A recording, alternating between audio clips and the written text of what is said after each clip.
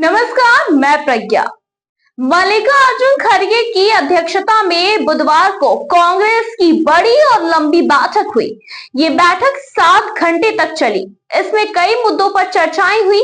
27 दिसंबर को पास हुए प्रस्ताव का फॉलोअप लिया गया। गुजरात में अप्रैल में होने वाले सेशन भी चर्चा हुई और इसको लेकर जयराम रमेश ने ये बताया है कि बेलगावी में हमने कहा था कि 2025 संगठन सृजन वर्ष होगा और इस पर काफी सुझाव आए हैं। धीरे धीरे इंदिरा गांधी भवन में नई कांग्रेस उभर कर आएगी। महासचिवों और प्रभारियों ने यहां से भी ऑपरेट करना शुरू कर दिया है।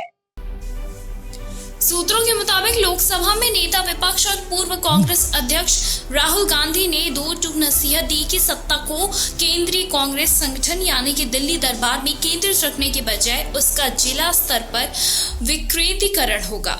इसी के साथ ही जैसे कि 1970 के दशक से पहले जिला कांग्रेस अध्यक्ष दमखम वाला होता था, ज्यादातर उसी स्तर पर विधानसभा और निचले स्तर में टिकट फाइनल होते थे, लेकिन बाद में शक्तियां प्रदेश के हाथ में गई। फिर सब कुछ एआईसीसी के कंट्रोल करने लगी और दिल्ली के कमरों में बैठकर सिर्फ रणनीति बनाने और चर्चा करने से बात नहीं बनेगी, बल्कि जमीन पर मजबूती से लड़कर ही सफलता मिलेगी।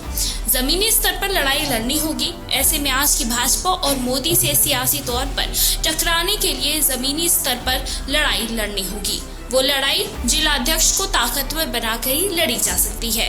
इसी के साथ ही बताते चले कि सूत्रों के मुताबिक प्रियंका गांधी ने कहा है कि सियासत में आज काफी ज्यादा वक्त लड़ने का यही तरीका है। ये काम आनन फानन में नहीं होगा, लेकिन इस दिशा में सही तरह कदम बढ़ाएंगे तो एक वक्त के बाद सफलता हमें जरूर मिलेगी।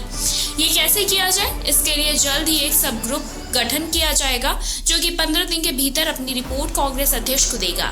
इस बैठक को लेकर कांग्रेस महासचिव जयराम रमेश ने कहा है कि राहुल गांधी ने जोर दिया है कि जिला अध्यक्ष ही कांग्रेस के सुनहरे दिनों की वापसी के लिए केंद्र में होंगे। इसके साथ ही गुजरात चुनाव के मद्देनजर तय हुआ है कि कांग्रेस का अगला अधिवेशन अप्रैल में गुजरात के अहमदाबाद में होगा। दरअसल लोकसभा चुनाव के बाद लोकसभा में विपक्ष का नेता बनने पर राहुल ने हुंकार भरी थी कि हम इंडिया गठबंधन मिलकर बीजेपी को गुजरात में हराएंगे और इसी के मद्देनजर पार्टी ने यह फैसला किया है।